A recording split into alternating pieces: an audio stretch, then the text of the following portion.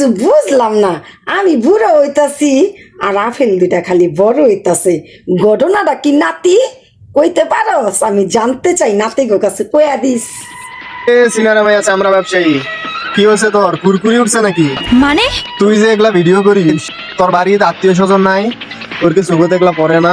বয়স থেকে তোর গাছের গোড়াত পানি ঢালা শুরু করেছে, সেজন্য তো তোর গাছের উর্বরতা এখনো কমেনি।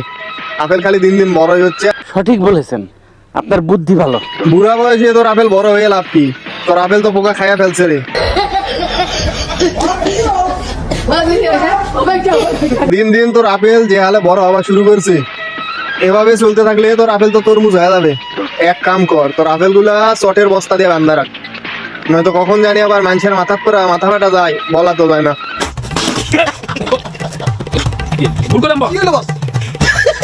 এখনো সময় আছে, ভালো হয়ে যা, নয়তো ফাইলিং করে তোর গাছে শিকড় সহ ঘুরা তোর, বুঝিস নি?